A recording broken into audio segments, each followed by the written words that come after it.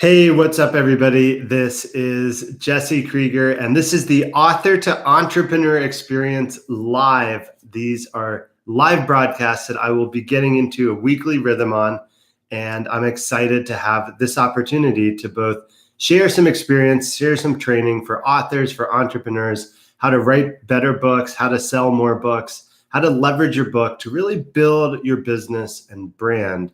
Hence the name, the Author to Entrepreneur Experience. And in this broadcast, in this video, I really want to go into choosing an editor to work on your book and choosing an editor to collaborate with you to help complete your masterpiece, and some thoughts to share on that builds on the last broadcast from last week, where we talked about how to build momentum in the writing process and bust through writer's block. So as you've now busted through writer's block and you're building momentum in your process, it's important to know when to bring in an editor and how to go about doing that in the most effective way, because having a great editor can help you save a lot of time, save a lot of stress in terms of not writing yourself into a corner or losing focus or becoming myopic and not being able to see the book through the pages, like the forest through the trees. And so I think the right time to bring in an editor is after you've got your first manuscript done, whether you've written through it once and did a second pass yourself, or whether you have, completed it and now it's a complete book that can be evaluated as a whole. That's the right time to bring somebody in, as opposed to trying to start editing yourself or letting it sit or losing momentum in that writing process. So when you're looking for an editor, it's important to try and find an editor that's well-versed in your genre. So of course, the big differentiation is between fiction and nonfiction, but then within each of those major distinctions, you've got a number of other considerations. So if it's fiction, is it, creative writing, murder mysteries, erotica, and so on and so forth? It's really important to find an editor that's well-versed in those styles and not trying to shoehorn somebody into a different position, meaning not trying to take somebody who does erotica books and have them do, your young adult murder mystery, because they may or may not bring the same level of attention and focus, but more so passion to the project. And so having an editor come in is like having somebody else merge their energy in with your book to complete it to the best of their ability. But ultimately, it's still being your book. So you want someone that's a fan, you want someone that's experienced in your genre, and you can usually, if not get a sense for the editor style by reading other books that they've worked on, just seeing some of the titles and how they stack up in relation to how your book is. So when it comes to nonfiction, a little more flexibility here between, business-related topics, how to, and things of that nature. There's a lot of sort of editors that can work on a broad array of business and entrepreneurship related topics and how to and practical knowledge. So in either case, fiction, nonfiction, that's the first consideration, is seeing what that editor's capabilities are and have been, and starting to bring that into your project. Then when you're bringing in an editor, you want to think about how much creative license are you going to give them? Meaning, how big is the scope that you're willing to let them run with? In other words, do you want somebody to keep it pretty tight to the way that you've written it? In terms of, if you've written, like, let's say fiction, for first example, a book that has a really unique character style, like one of our forthcoming books, it's called Lily Barlow, The Mystery of Jane Doe. And it's about like a coming of age story for a girl from a small town who speaks in a certain way, sort of Southern, with certain mannerisms. So you want to make sure an editor is going to leave certain things alone and then focus on what you want them to focus on, instead of telling you all these punctuation and grammar issues when you meant to do it that way. See what I mean? So how much creative license and where do you want them to focus becomes the next question once you've identified the editor. And in some cases, it can be good if you've just done a first draft and you got it all out, but now you don't really know where to go with it next. It can be helpful to give an editor a lot of creative license. Let them go pretty deep and see what kind of comprehensive feedback they give you to do additional writing, to do additional modifications. So if you're up for doing an extra amount of writing beyond this first draft, then let an editor run wild and just give you all the suggestions that they have. If you want to keep it pretty tight and you've got a strong creative vision, then tell an editor specifically what you want them to focus on. And that's going to help shorten the cycle, because it actually just takes a while to read a whole book and give comprehensive feedback. So you want to make sure you're getting the kind of feedback that you want. And then it's about iterating your way to the end, or the end of the book, the final words, in terms of once you've got that editorial feedback, it's like passing the baton back and forth. First, you give the book to the editor, they come back with some feedback, you go off and incorporate that and write in the changes that you want, and then come back and perhaps pass it back through the editor again so that you get a second round of feedback, and then so on and so forth until you've nailed down everything structurally and ultimately pass it through a line editor or somebody just to proofread what is now the finished manuscript. So, with that takes you through bringing an editor in, determining the right kind of editor, giving that editor a certain amount of creative license and setting them on the right course, and then integrating their feedback and presenting in turn back to that editor. And so managing that relationship, it can be fun. And sometimes also there can be potential for butting heads with an editor or having different creative views.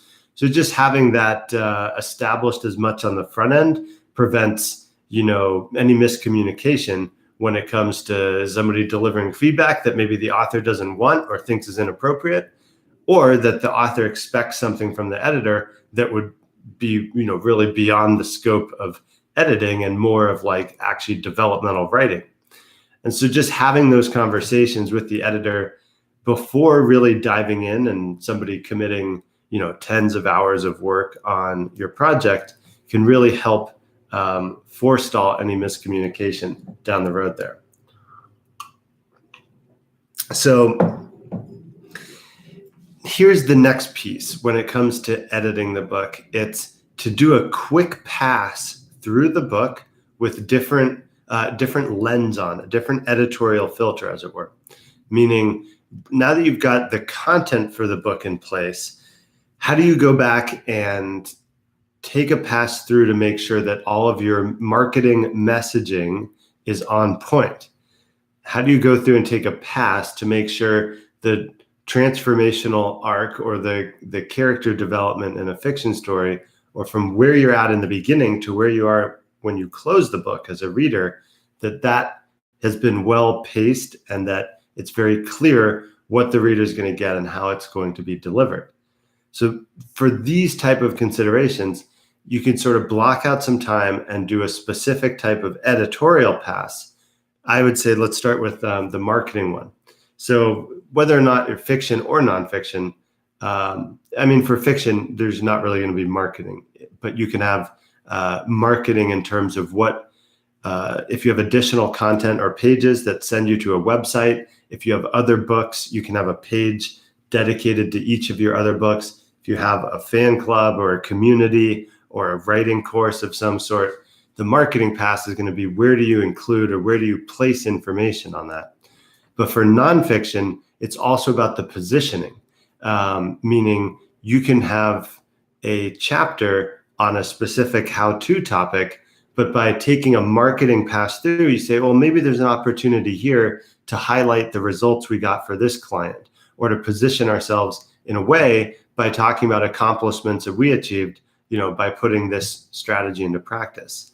And so sometimes you can take the approach of writing and just getting out the content, as it were, like just getting out the strategy or the process or the tip or the insight.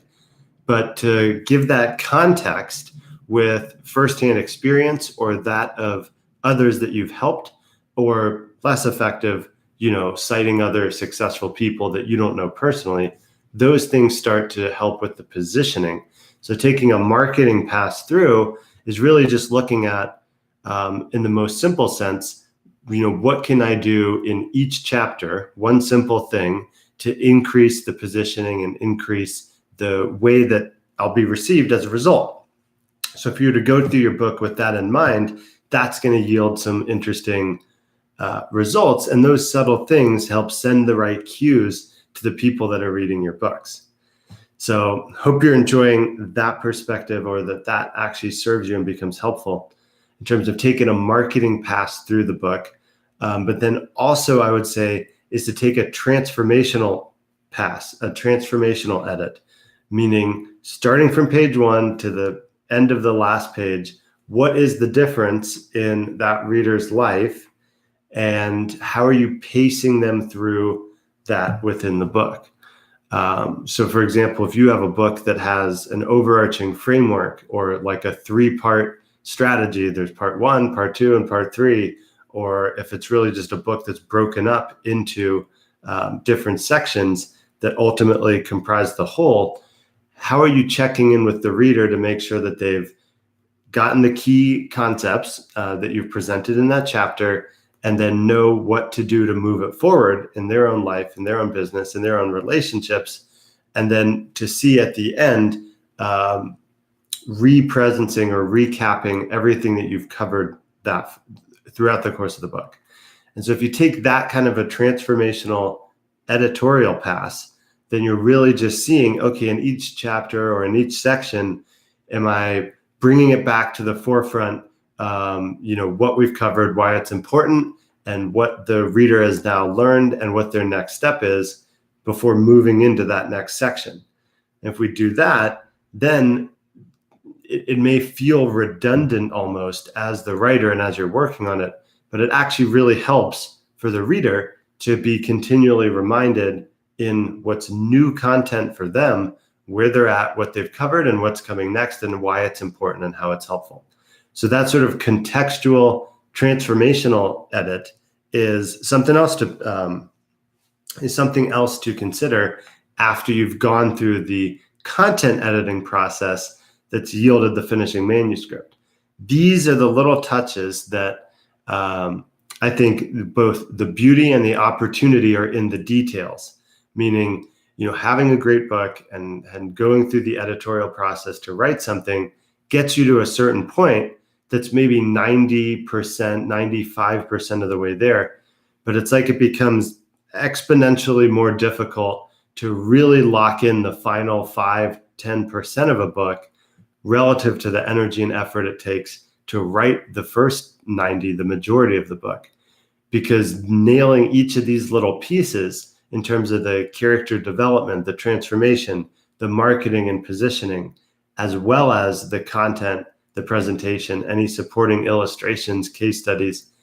As you can tell, and as you probably know, if you're working on a book, there's a lot of pieces that go into that process. And this getting to the finish line, getting to the end, really involves making the final decisions on things of this nature in a more detailed manner. But once you get there and once you get it done, don't forget that a book is done when it's done, even if it can feel like an endless journey. When you can actually hold that book in your hand, when it's available in stores, you don't have to write it twice.